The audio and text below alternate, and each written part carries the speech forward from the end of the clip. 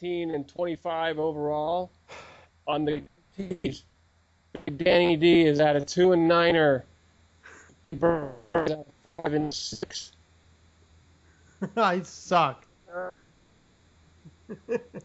No wins in the book for either the combined or the guarantees. And going back to week 11, we had the two combined picks were the Jets and Giants, with the Giants winning on a four and a hook cover over the Packers.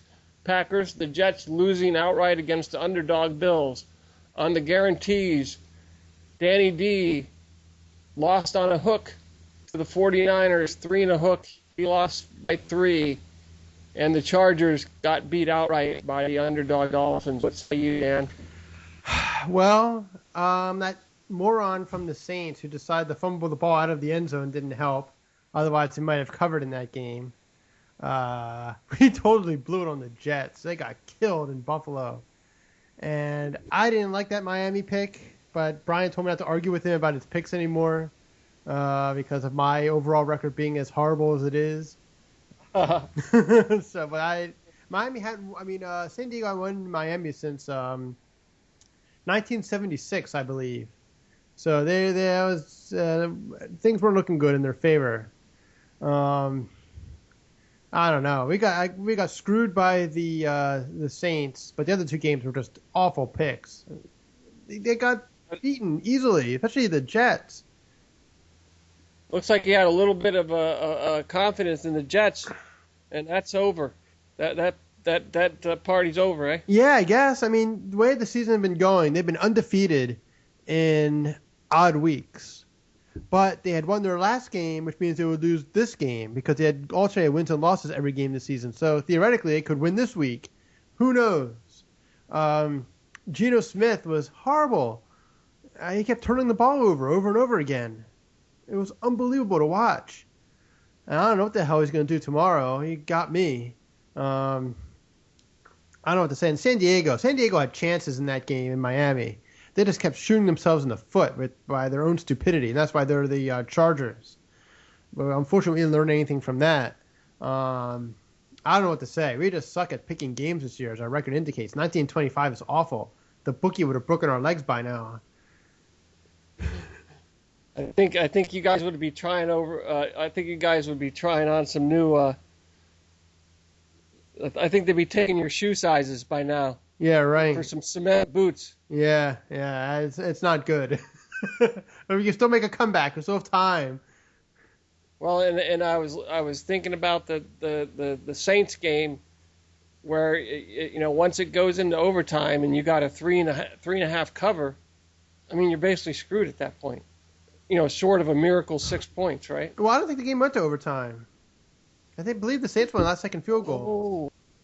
Did they win it? Oh, that's right. They ran the clock down regulation. Yeah. I mean, if you do get the ball in overtime, if you get the ball first, you have to score a touchdown to win if you have the ball first. They changed the rules a few years ago. Then after that, any score wins.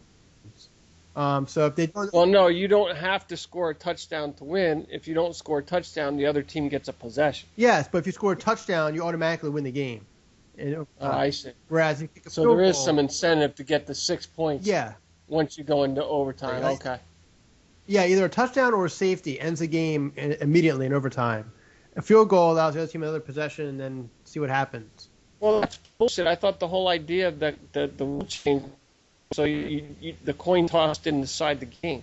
It does. It's true. What you're saying, it doesn't, because if the team scores a touchdown, then the coin toss did decide the game.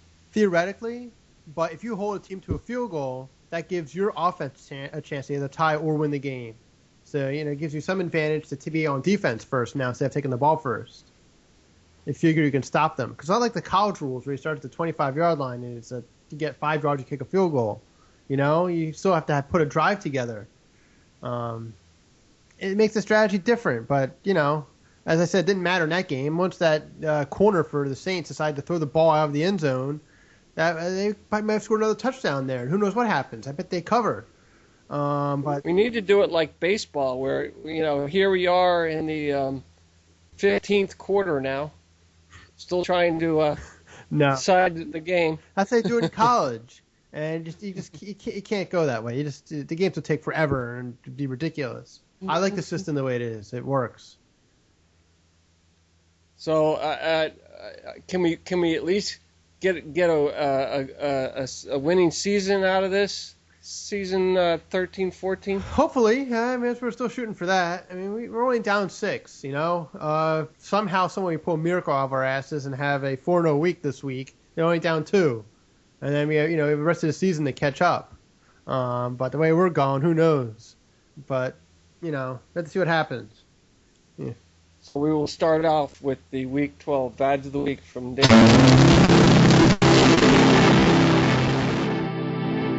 Trent Williams and the NFL.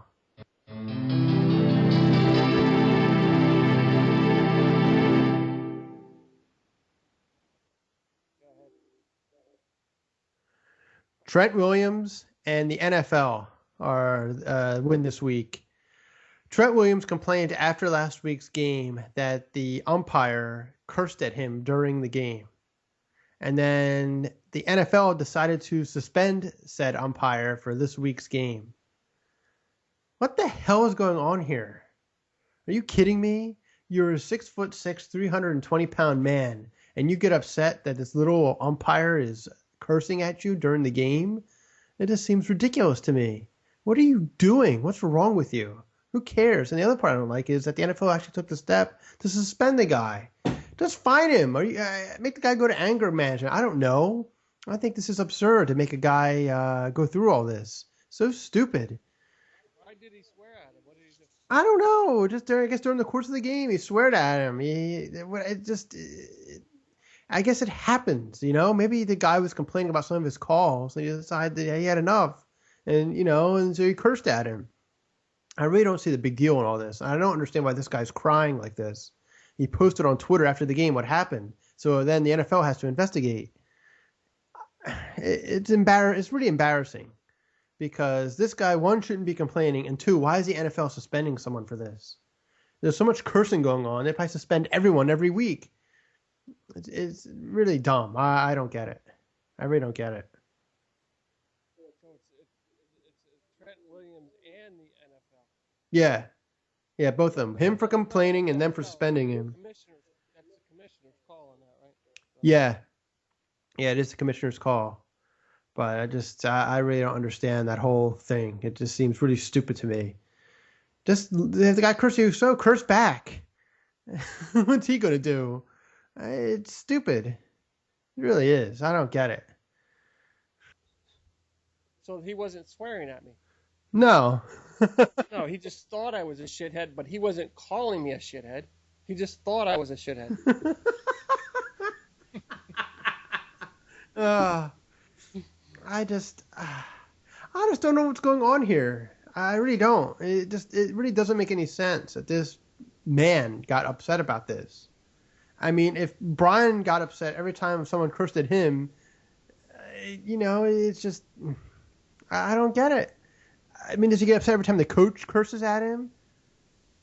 Or his dad? I have a new policy for the NFL that we also had in the Army. It's called a no thin skins policy. Yeah, right. Thin skins not allowed.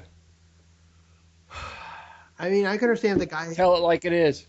Yeah, right. I mean, I understand if the guy just did something that was completely outrageous to him, but he didn't. He just cursed at him. And I don't know the circumstances that led up to that. And we don't even know that story. Yeah, he didn't even tell him his mama drives a garbage truck or, anything like that. No, it's unbelievable. And I just don't understand why this is a big story at all. It really bothers me.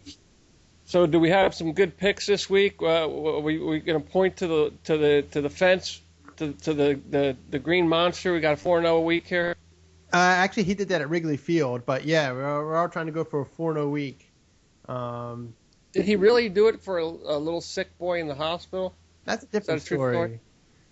He just called. He supposedly had a called shot in the the 1923 World Series against the Cubs, I think it was. There's a picture of Babe Ruth pointing. I don't know who he's pointing at. For all I know, there could have been a ball loose in the outfield. but decided to make it into this mythical story. And then he hit a home run. Whatever. But yeah, hopefully we go 4-0, get back on track. I don't know if this is a golden ticket week or not. I guess we do it till the end of the show for that. That's right. We're going to wait. But, you know. So let's have the first combined pick from the Gurus. All right.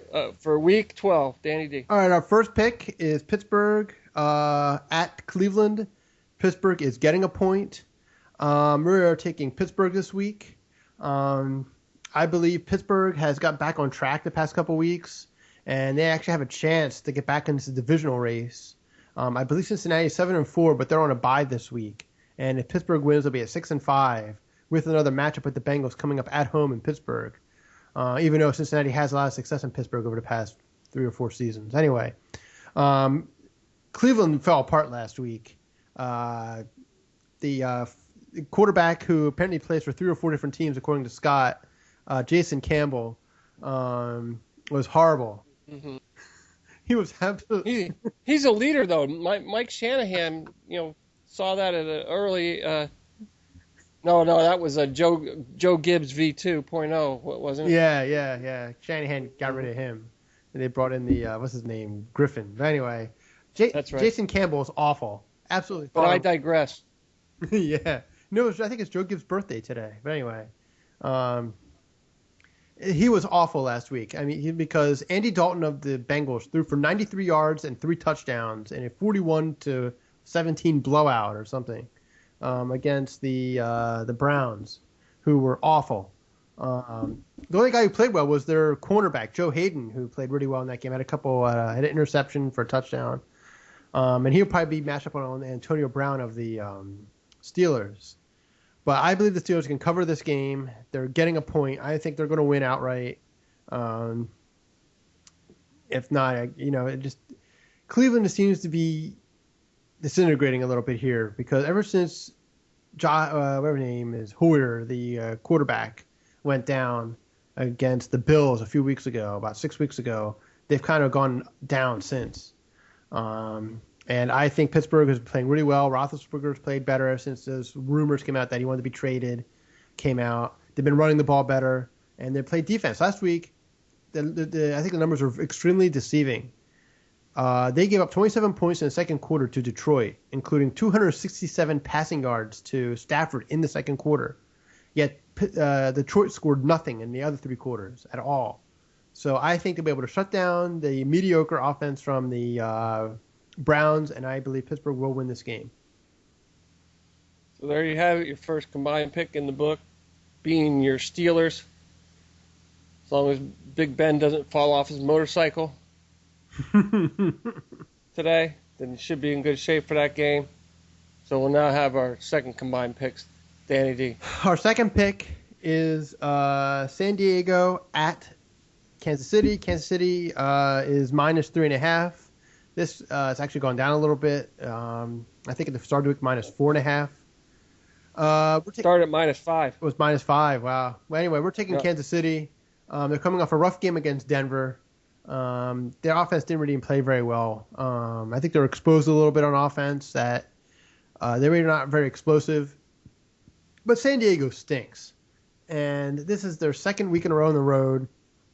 Kansas City's defense, I understand they didn't look great against Denver, but nobody's defense generally does. And I think they're going to have a nice comeback week here. It's supposed to be very cold in Kansas City tomorrow. And by the way, it's supposed to be awful in Cleveland tomorrow, too. Very cold and very, very, very high winds in Cleveland tomorrow. But anyway, it's supposed to be ugly. They're playing a soccer game tonight in Kansas City. It's 22 degrees right now. I believe it's supposed to be in the low 30s tomorrow. And I think this gives Kansas City advantage because they can run the ball better than San Diego, and they play better defense and special teams than San Diego. So that's why we're taking Kansas City 3.5 over San Diego in this game. I think they'll have a nice bounce back week before they get Denver at home next week. How does a soccer game they're playing that? They're going to chew up the field? They play a different stadium. They have their own stadium for soccer, so this field should be fine. So what was the reference to soccer? What was that? Well, I'm talking about the weather there. That it's 22 degrees right now in Kansas City. So Oh, it's going to be okay. cold there tomorrow. And it might have an effect on San Diego just because they're more of a passing team. They don't run the ball very well. And I also think it gives Kansas City's defense an advantage because they have because they can't, especially San Diego's offensive line blows, by the way, too.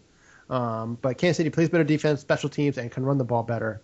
And they're more committed to the run, which I think they really abandoned last week, which I think Andy Reid's probably going to get back to this week. So I really expect Kansas City to win this game pretty handily, like 17-10, nice, solid victory, covering the spread. So backing up to the poor weather prediction in Cleveland, you're saying that Pittsburgh has a better running game than Cleveland? Yeah, well, I just think they're a better team, and they've been playing better lately. I mean, their defense has really come together recently. As I said last week, they played in a crappy weather game, and they still put up 37 points. But this would be very strong winds, 30 to 40 mile per hour winds, and temperatures probably in the mid-20s there. I might even have some lake effect snow. But Yep. I still think Pittsburgh is just because of the way they're playing. And Cleveland has not played very well at all. Just based. Well, and here's the thing: you're looking at Pittsburgh, smelling that they're not out of a wild card contention. Not even out of the when division. They can still win the division. Because and Cleveland's hopeless, right? I mean, they're not in any kind of playoff contention. they have the same record as Pittsburgh, but I think they're on a downward track just because the quarterback situation's a mess. Right. There. They couldn't pull it off, whereas Pittsburgh could actually pull it off. I think so. In the end. They have better veteran leadership. They have a better coach. And as I said, their defense played really well. I mean, I don't expect this to be a high-scoring game. I mean, this could be like a 10-7 kind of game, or maybe a 14-7. Maybe each team gets a couple touchdowns because I don't think kicking is going to be very easy up there. But I just like the way Pittsburgh's playing, and they can smell it. You're right. You took the words out of my mouth. They can smell that they can have a chance to get back in that division race. If they can get the 6-6, whatever it is, next week, or I'm sorry, 5-6, and Cleveland and Cincinnati's at 7, they have a chance to get back in here, especially if they beat Cincinnati in a few weeks. So we'll see what happens. Cleveland, on the other hand, no, I think they're done. So there you have it, ladies and gentlemen, for your two combined picks for Week 12. You're picking your Pittsburgh Steelers and the big. What do you call it, Andy? He's the big tomato. Big tomato, whatever you want to call him. He's big.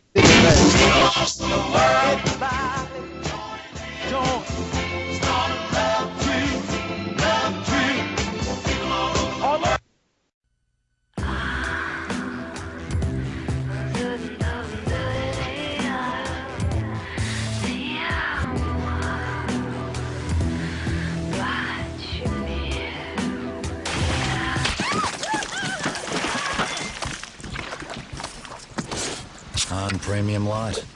Some drink it because they're responsible. What? Others just love the taste. And we're back, ladies and gentlemen, for the second half of Big Pick 4, where we will have the guaranteed picks from the Gurus, starting with Big Danny D, who's trying to make a comeback to get back to 500 here. Let's have your first guaranteed pick for Week 12. I hate to admit this, but I've already clinched the losing season. So, yeah, can't do it. Anyway, trying to make it. Thanks for ruining the show. Well, I can't, but the show can get to 500. Anyway, This is the pathetic sponsor now we have for Dan's segment. This is how bad it's gotten. the Aflac dog. Thanks. No, Aflac Aflac is a great sponsor, but that was a banged up, cheap ass duck. You can't even get like the live duck. Yeah, well, I kind of deserve that. But anyway, the game I'm taking is Denver at New England. New England is +1. I'm taking New England. As we've discussed thoroughly, the weather will be a factor. I don't believe Peyton Manning plays very well in cold weather at all. It's going to be a high, I think, of 27 in Boston tomorrow. And it's only going to get colder when they play this game at 8:30 at night.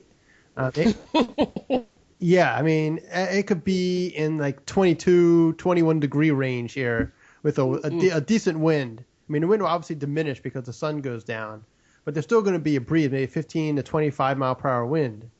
And where I know that Peyton is putting up just video game type numbers this season, which are incredible. But I believe he's going to struggle in this situation because of the weather. I really think it's going to have more of a toll on him than New England.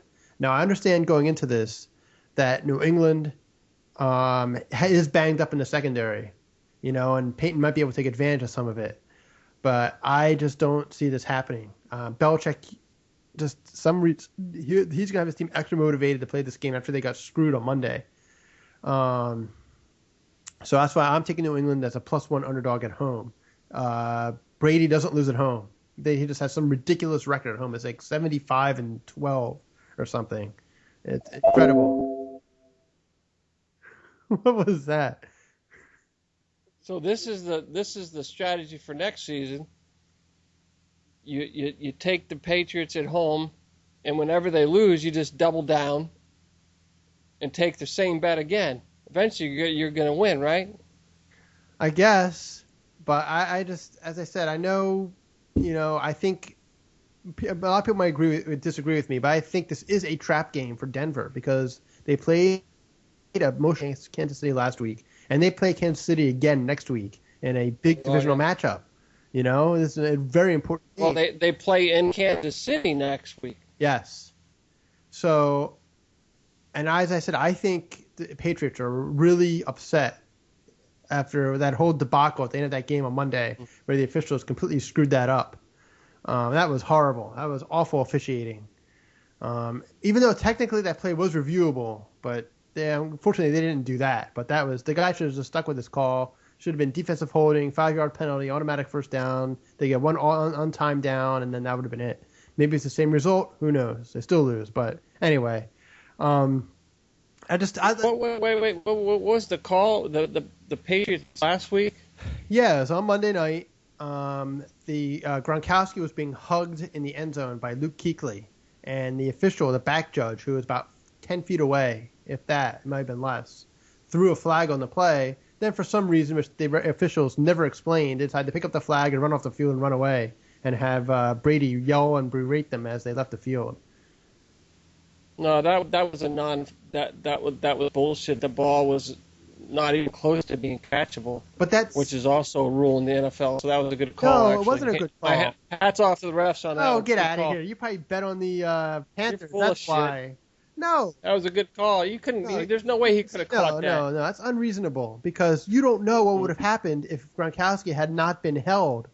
He didn't have. Wait a minute. It's called the law of physics. If you're running towards the end of the end zone at a certain rate of speed, you're not a baboon. You can't back jump in the opposite direction 15 feet in the span of 3 seconds. It's not humanly possible. Talk about physics. Okay? I don't care how good he is. If he could have reacted to the ball, he would never But if you're being stopped by a force greater than the force that you can put out yourself and being pushed out of the end zone, then how the hell are you supposed to go through that? And anyway, that only applies for pass interference. It was holding because it was done prior to the pass being in the air. So it should have been defensive holding, not pass interference. If it was pass interference, it would have been one ball on the 1 yard line, and then the Patriots have one play. I don't think that would have been the call. The call to me is either illegal contact, which is a 5-yard penalty, or holding was a 5-yard penalty.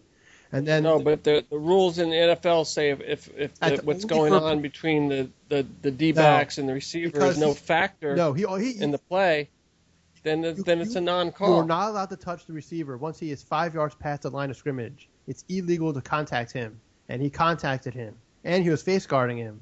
Both are rules. Face guarding actually was the pass interference call, but I just think it was face guarding is a joke. I see it go on almost every long ball in the NFL, and it's never called. It is called. So it's called all the time. Tell me about face guarding. Get out of here. It's called all the time. That's why all these teams throw the ball downfield all the time. You get these cheap pass interference penalties all the time. And that one should have been illegal contact. Everybody is face guarding all the time. And that's why it's called all the time. No. Yes, it is. It's not called. You ever watch the these penalty's shows? It's not called. They're face guarding all the time. It's not It is called. called. And I know as a defensive back, how not to do You that. got defensive backs. But I see it all the time. It's never called. It is called, and defensive backs complain about it relentlessly. That it's always called. That and pass interference are called way too often, and they complain that I don't know what to do out there anymore because they call pass. Well, wait a minute. Pass interference is not called often enough, because when I read the rules and I see what happens on every passing play, they're two different things.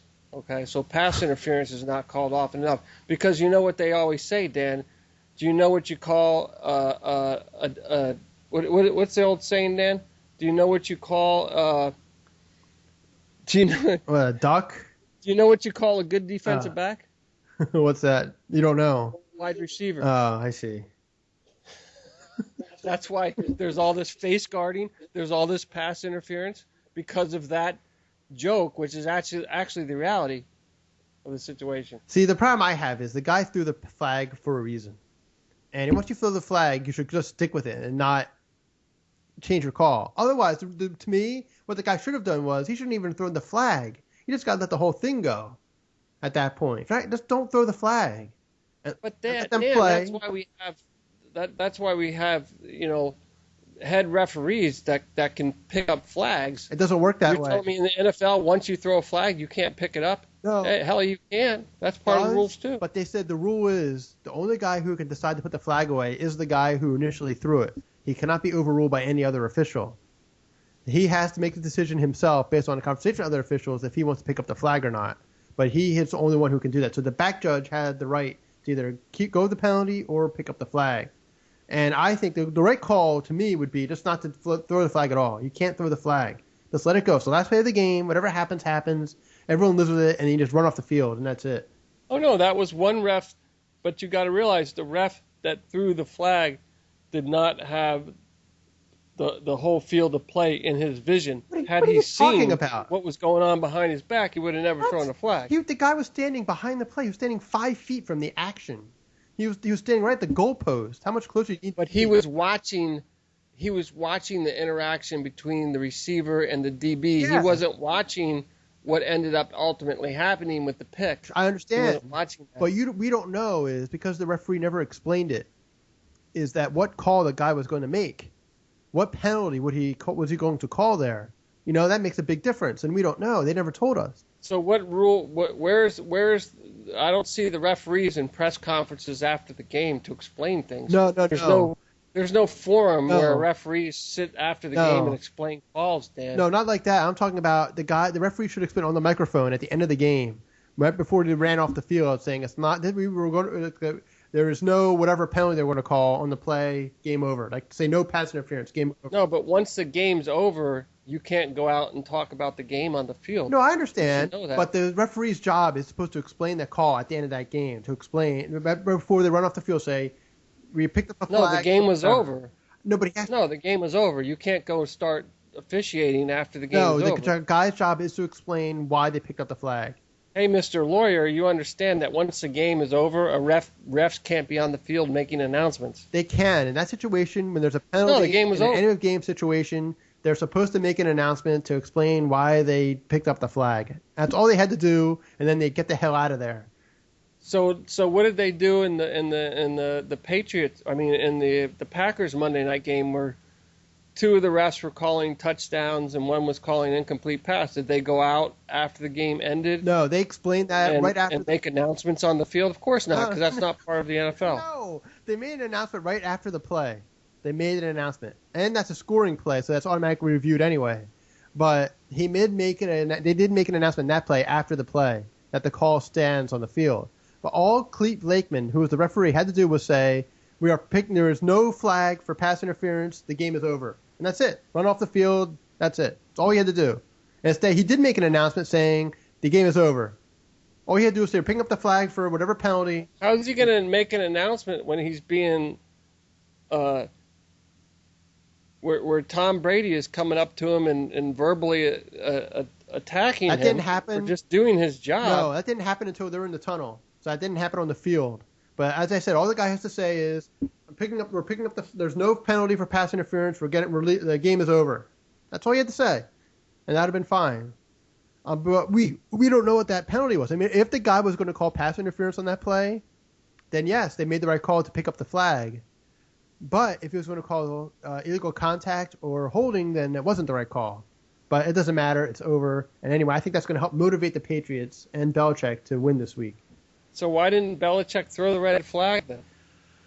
Well, it's the last 2 minutes of the game. You can't challenge. You generally can't challenge a penalty, but there is a rule where you could challenge, where the officials could have looked at to see whether or not the ball was in the air when the first contact took place. If the initial contact was found to have taken place prior to the pass, then they could have called a penalty. But they decided to get out of there, which is probably right. I mean, I don't think you can start reviewing stuff at the end of games. I don't think that's a good idea. Well, I think what happened is that the Patriots lost. That's what I think. Yes, that's what happened. They lost, and that's it. And it's over. I just think the guy was an idiot for even throwing the flag. He should have just kept it in his pants and said, I'm getting out of here. That's it. No, because when I looked at what that guy was looking at, I would have thrown the flag too. But then when you step back and you look at the whole field of play, I wouldn't have thrown the flag. Well, so I have absolutely no problem with him throwing the flag. I understand, but it depends what penalty he's calling. If it's there's 3 different penalties to call there. It really depends on penalty. If he called pass interference, then there's no flag. But if he called something else, then there should have been. But really, I think on the last play of the game, you got to let the players play. You just got to let it go. It's the last play of the game. The officials can't get involved in that. I think that's the first mistake the guy made.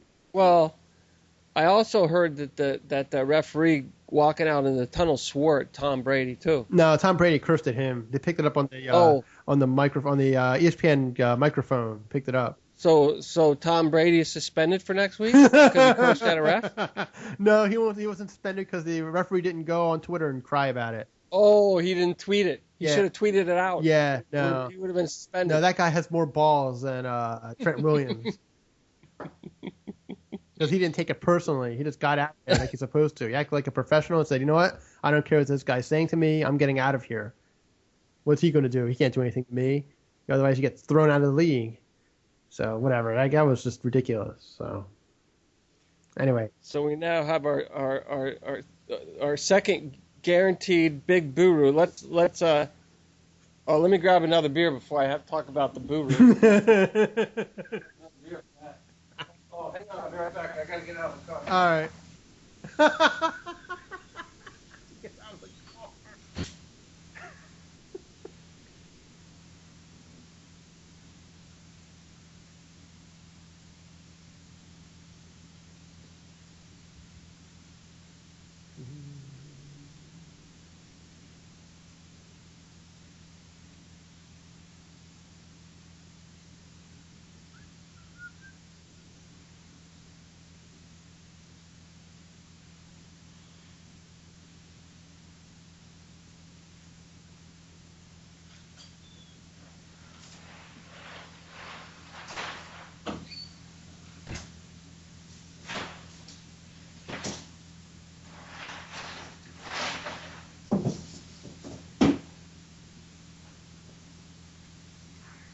Still there? Yep.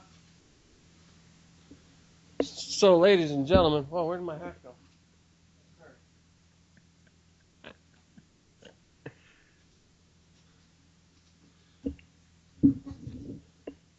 So, ladies and gentlemen, we'll now have our big B Buru guarantee. Brian, what he got hammered last night? He couldn't be with us today? Yes. He met up with his friend Christian yesterday. And first he wanted to do the show yesterday, and I told him that was probably going to be a ridiculous idea. And then when he figured out that Christian's girlfriend was in Milwaukee and he didn't have to go home to her that night, he figured that he would just drink the night away. And then he sent me a text message saying that he feels like asses, ASSES, and that he wasn't going to make it. So I wrote back, surprise, surprise. But yeah, so he was unable to make it here today due to his excessive drinking. Well, it's amazing when, is that like a Freudian slip where talking about he gets drunk and he blacks out, and then his text is about asses. Maybe he didn't wake up alone or something. I don't know. I wouldn't bet on that. I would give the odds of that not happening. Give that's favored by 4 touchdowns. Well, that's right. I've seen him gawk at the ladies. Yeah, unless it's a homeless guy who went home with him. No, he woke up with his own vomit. But but this was like 3 or 4 o'clock this afternoon, so who knows? He probably went back to sleep Well, after that's that. when he woke up. Yeah, that's when he woke up. So he. That's where the food alarm went off. I guess so. He decided to waste away his entire Saturday. Hmm. He woke up to the sound of his stomach growling. Yeah, right. It's like the alarm. The alarm was head pound, stomach growl. Head pound, stomach growl. That was the alarm. Yeah. That's the big B alarm system. I don't think it's a very good system. Whatever. I told him. Yeah, and then he wakes up with cotton mouth. I remember one morning waking up at his place, and I had to drive like 3 miles out of my way so he could get some juice, because apparently water doesn't fix his cotton mouth situation when he wakes up on a hangover. It's got to be some juice. You can't have just water. I'm like, drink water. No, I got to have juice.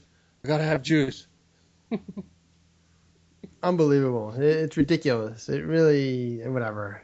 I mean, I understand him having a good time. He doesn't see Christian very often. But I bet Christian woke up this morning and did whatever he had to do. Unlike Brian.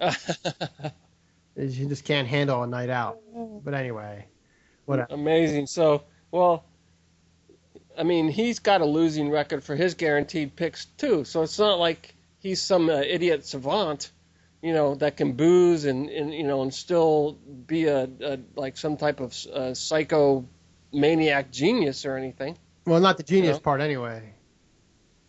Yeah, he's no Rasputin, No, not at all. Not at all. He's no Nostradamus. No, I was saying Rasputin because he was a womanizer, orgies, but he was supposedly some genius, right? So we had to let him do all these things because deep inside he was some sort of crazy maniacal genius. Supposedly they were unable to kill him either. He has he got stabbed and shot and all this other stuff. He kept surviving. But so Brian, we just get the crazy maniacal. We don't get the genius piece. No, I don't think it's ever attachment. I don't think it's ever been stabbed or shot either. It's not that I know of. The only thing I ever know happened to him was when he got his ass pinched at Woody's Bar. Oh my God! Which is a gay bar in town. No, the gay bar story is. I'll tell you what. From my one gay bar experience with Brian, he is not gay. No. No. When we walked into a gay bar, and I realized once we got past the threshold, because we paid, we actually paid a cover. It was a country bar, believe it or not. When we paid the cover, we got past the threshold, and I think the guy at the taking the money for the cover, he says we're rainbow friendly or something, like made some type of comment, and Brian's like, "What? Let's get out of here." I'm like, "No, Brian, just chill out." I said I saw a guy and a girl dancing on the dance floor. I said, "We're cool, just chill out, don't overreact." And we went upstairs to the upstairs bar. As soon as we got upstairs, there was a nude, a naked butt picture, like poster size on the wall. And it was wall-to-wall sausage fest. And Brian and I looked at each other, and we were like, let's get the hell out of here. And we ran down the stairs. We ran out, and the guy that took our cover coming in, he's like, "Why are you leaving so soon?" And we said, I said, "We're not good dancers." And we flew out of that place like asses and elbows, but no, Brian's not gay. You should have seen the look on his face, Dan. He looked at me, he's like, his eyes got really big, and he's like, "Let's get out of here." That's probably the first time you ever left a bar without drinking. Yeah, that's right. Hi, Mandy. So let's have the big Buru guarantee for week 12, Danny. All right, the big boob this week is taking New York at Baltimore. Baltimore -3.5. I personally don't understand why he even went with this game. Both teams are very schizophrenic. You don't know what you're going to get. So let's have the big Buru guarantee. All right, the big boob this week is taking the New York Jets at Baltimore. Baltimore saved by 3.5. He is taking Baltimore. I don't understand why he even went with this game. Both teams have been very, very schizophrenic and uneven this season. You don't know what you're going to get from anybody. The Jets were horrible last week. Baltimore, in the meantime, lost a very tough game in awful conditions in Chicago. But he's sticking with Baltimore. Baltimore is a very good home team. I believe they're 5-1 at home, or something, or 4-1, something like that. So Baltimore's the pick. The Jets play like they did last week. That Baltimore should run away with this game without a problem. But we'll have to see. As I said, the Jets have been very schizophrenic. They can play a very good game. You never know. But Baltimore's defense just tends to play at a higher level at home. And I think they have a chance to really disrupt Geno Smith and cause some turnovers, just like Buffalo did last week. Weather, again, I hate to beat a dead horse, is going to be a factor there. It's going to be windy. So we'll just see how the Jets handle that and Geno Smith handles that. But I would go with Baltimore. I think they can win this game. Even though I still think it'll be a tight game, but I can see them winning by a touchdown. And really depends on the Jets. You don't know what Jets team you're going to get. If you get the bad Jets, the Ravens blow them out. If you get the good Jets, could be a closer game, but you never know. Baltimore needs their running game, though. I mean, Ray Rice, what the hell's up with him? Well, he had 100 yards last week, but that was against the Bears. You could get anyone to run for 100 yards against the Bears these days. Their run defense is horrible. But he finally had a good game. I'm not sure he got back on track. I don't think it really matters. I think he's shot. It's really going to come down to Flacco, which is tough to hedge your bets on him. But as I said, I mean, if the Jets play even half as badly as they did last week, Baltimore still covered the spread easily. They got completely annihilated by Buffalo. Buffalo didn't even do anything. They just kept turning the ball over and over and over again. And for some reason, the Raven defense plays better at home. I don't know why, but for some factor, they play much better there. And even if it's not a blowout, if they win by 10, I still think the Ravens can win this one, pull it out. And they're close to division too. They still have something to fight for. Yeah. To get to 5-6. Whereas the Jets, I don't know. I don't think they're fighting for much of anything. They should be. They're still in it too, but I don't know what they've been up to. So there you have it for the Big B guarantee. You're picking the Ravens. And we will now have the in absentia man violator from the chief man violator representative being Danny D. All right. And Brian gave me the same ridiculous violation we had last week. Instead of mentioning whatever it was, we had men who announced women's sports, I think it was. Yeah. He wanted me to do a violation of men who announce dumb sports like tennis or mini golf or air guitar contests or something. I don't know what his obsession is with announcers. Truly, he's the man violation this week for not showing up, for giving up and not showing up for the show. And I had one myself, which was the mention of soccer on an NFL sports picking show. That's from right. Danny D. Violation for this week. You do not mention soccer on a man show. Soccer. We can actually touch the ball in our sport. We can touch the ball if we want. How about that, kids? Well, the goalie can touch the ball. Ooh, the goalie. And you get special gloves. Okay. Well, guess what? You know, in our sport, the goalie would be what's the equivalent of the goalie? I don't know. But I saw a goalie in soccer save a goal, and he kicked the ball and scored a goal in the other net. Okay. Yeah, I saw that. That was pretty funny. Something's wrong with your sport. Whatever. Or the goaltender just saves a goal and kicks the ball and scores a goal in the other net. Okay. That hardly ever happens. Okay, but soccer is a sport where we try not to touch the ball. We try not to hit each other. They hit each other all the time. What? They hit each other all the time. No, but the rules say you're not supposed to use body checking. Okay, Yes, it that's is against the against the rules. rules. Unlike our sport, real football, we're allowed to check you, to hit you, to prevent you from doing something we don't want you to do. True. Unlike soccer. Okay. Yes. The only thing about soccer players is that they fake injuries a lot. They just start rolling around on the field as if they just got Oh my shot. God. Yeah, it's ridiculous. Yeah, and the But, laying down and the yeah. yeah, they pound the ground with their fists and they roll around and make a face. It's theater. It's theater. Yeah. It's not really a sport. Oh, No, whatever. it's really not. But that's not a violation. I was talking about the weather in Kansas City. That's why I referenced it. Well, the I like baseball, but outside of baseball, baseball is the sport originated as training men for combat. Okay, I do like tennis and baseball, but outside of that, it's got to be a contact sport. It's got to be a football or boxing, or wrestling, or hockey, or lacrosse, something like that. Wrestling is not a contact sport. That's something else. Two men in tights running around the ring. Oh no, I mean, sure it is MMA. I mean, Well, that's not wrestling. That's fighting. Yeah, but even wrestling is. I'm not talking about the acting wrestling. I'm talking about actual wrestling. Oh, okay.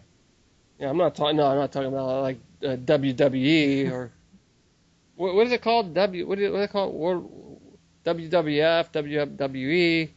They're WWE. They got sued by the World Wildlife Fund because people wanted to donate to them, and they were WWF.org, but WWF was WWF.com, and the WWF animal people won the lawsuit, so they had to change their name of their company. And the wife is running for senator. What's her name? She was running for Senate in Connecticut, and she got trounced. So I think her political career might be over. What's it? The Big Daddy's name? Jim? What's his face? What? Vince McMahon? Vince. Yeah. Yeah, And he was gonna redo football with his XFL though. Don't you remember that too? Yeah, that was awful. That XFL. The one thing that I do give him credit for is he invented that camera that goes on a cable that goes across the field. That was his Did he invent innovation. Yeah, that was him. Oh, okay. But he's a creep too. All of his wrestlers are on steroids and they have pain addictions and cocaine addictions, pain killer addictions. It's really horrible. Oh yeah, and I mean that was like Donald Trump when he came in with the USFL, and he was gonna tell the NFL how to do it right too, right? Yeah, but that could have worked. If they hadn't screwed that up, that could have worked because they actually paid the players a lot of money. They actually had star players that come out. I mean, Reggie White, Steve Young, guys like that, Jim Kelly, all started in that league. They had great players, but unfortunately, they didn't plan it very well. They didn't do a good job, and they went out of business. But that could have worked if they had played their cards right. Well, and they said they were sabotaged by the networks. Probably.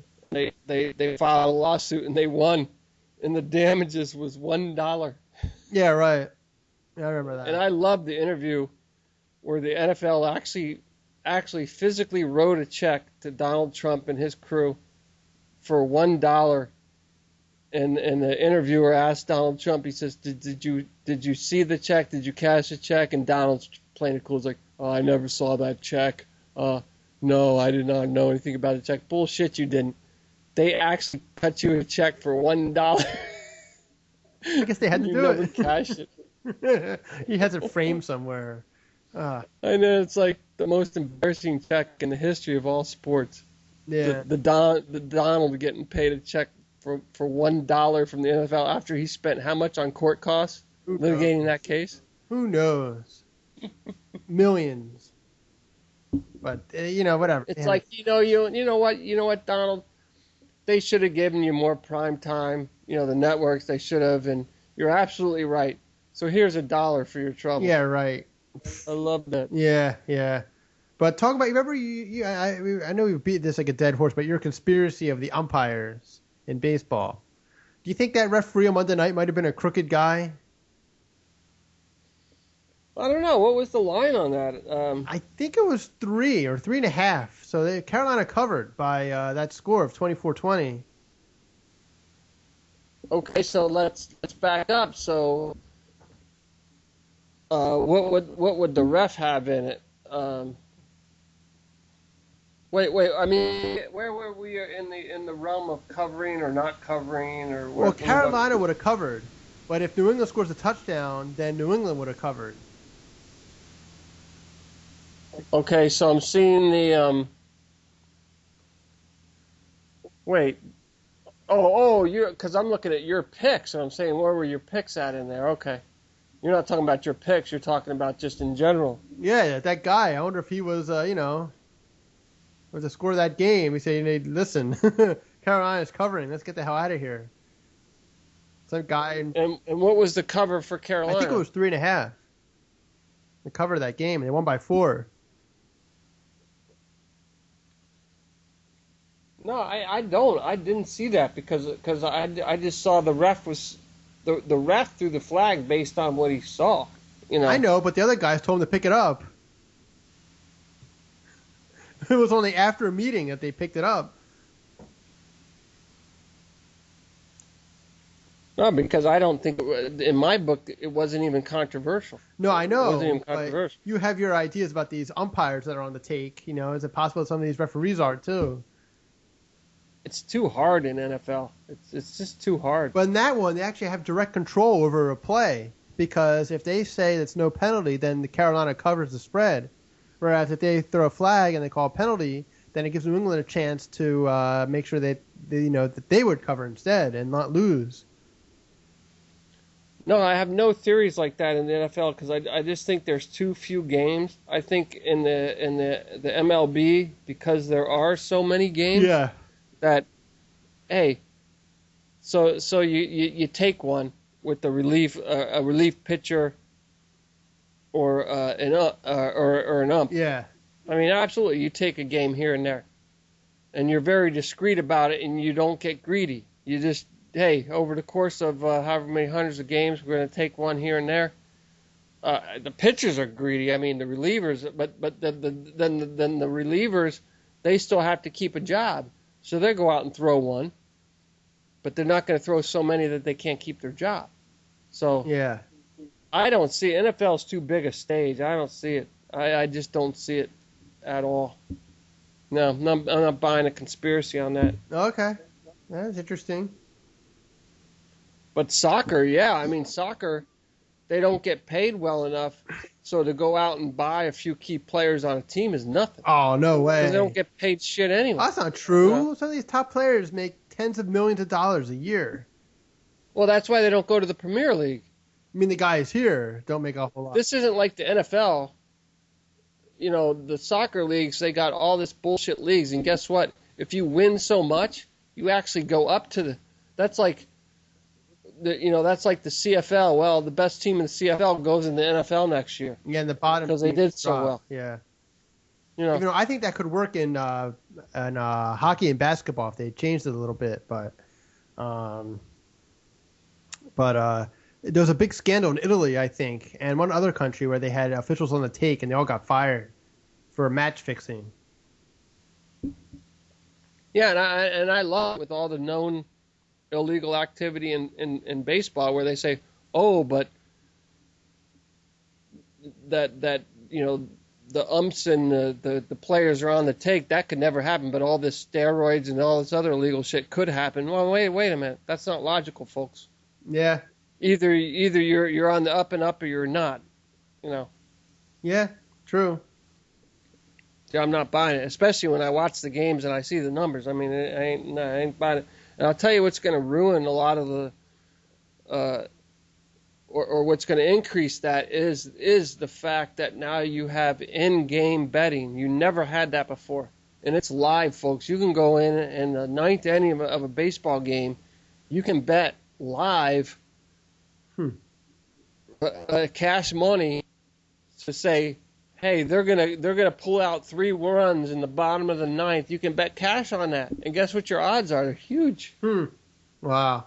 They didn't have this live in-game betting before, and that's what people aren't catching on to, that this exists and it is a problem. That's dangerous. That's dangerous. If I'm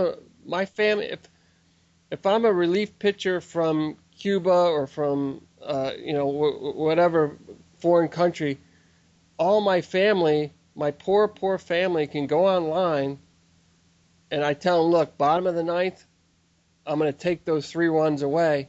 We're going to pull it out by a run. They're going to pull it out by a run. They'll take those odds all day.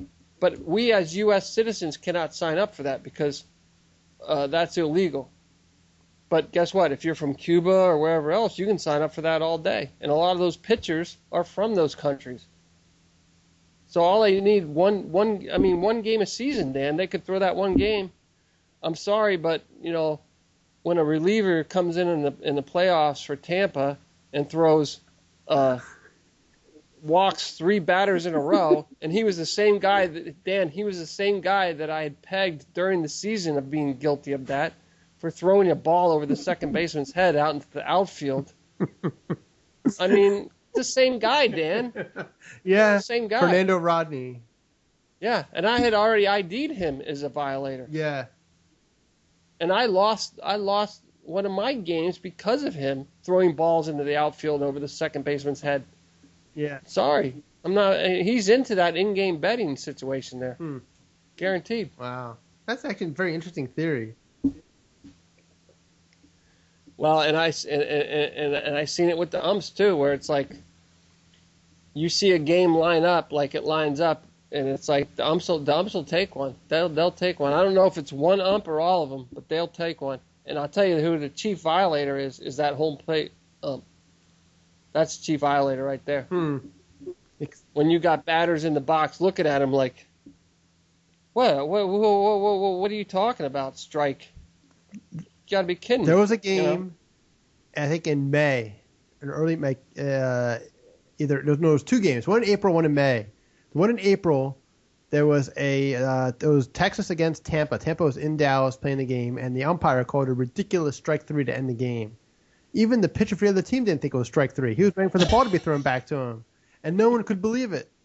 He stuck his glove up like he's waiting for the ball to come back. He's like, okay, it's ball 2, whatever. And the guy caught him out, and it was unbelievable. It was an awful call. So that one was suspicious.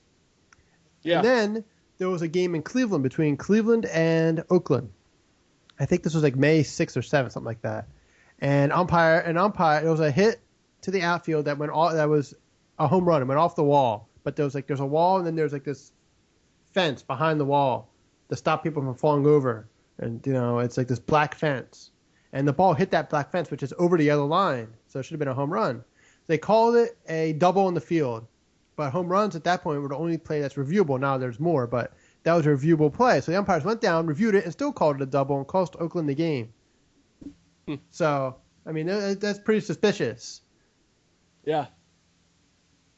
Well, and the fact that you've had recent scandals, fairly recent. You've had the NBA has been dragged into a betting scandal, but you've seen it in soccer overseas, where, and not the Premier, but in the lower leagues. I mean, they're buying out games. This goes back to the 70s with the Mafia, and that's come out recently. Yeah. Where the Mafia was involved with who was it, Dan? The Yankees. Yeah. You got a mob guy coming out and saying, "Oh yeah, we used to buy games back in the day." Yeah. That was a thing we did, certain pitchers. But that's the thing. There's 2 things to note with baseball is that a home plate ump or a pitcher, that's the only person you need to take a game. One pitcher, especially a reliever. But back in the 70s, they were saying, before the internet and all this other bullshit, there were certain pitchers that were on the take with the Mafia, where they'd say they wouldn't get greedy, but they'd say, "Hey, we need this game tonight. All right, you're going to get us this game. I need to get one game. But they were on the take. I bet the players had more incentive back then. They didn't make the money they make today. Exactly. There was a great story I saw recently where, of course, it's like this mob figure talking about this shit, and baseball's not agreeing with his story. Of course. But he's like, yeah, of course, back in the 70s, back in the day, the mob would go to, I forget the pitcher's name, it was some goofy ass pitcher's name, and they're like, "Hey Lefty, we need this one tonight," and he's like, "You got it," because the guy was just so in debt from his own gambling that he needed this to pay back his own debts, you know. So 1 every 10 games, the guy pitches like, "Yeah, we need this one tonight," and they would get it, you know. And you know all the stories. I mean, I lived in Detroit. You live in Philly. I know all the deal with bookies, and that's all real, folks. You know, bookies on the street corner exist. That's all real. And now you've got the internet, and it's even bigger. So multiply that by the world, okay? So it's out there. So, ladies and gentlemen, you are picking, but I digress. We are picking our, who are we picking? We're picking Pittsburgh. We're picking, who are the guarantees? We're picking, the combines. The combines are Pittsburgh and Kansas City.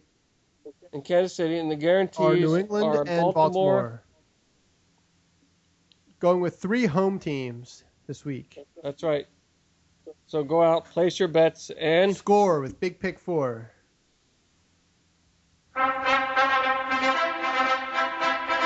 you hear the music?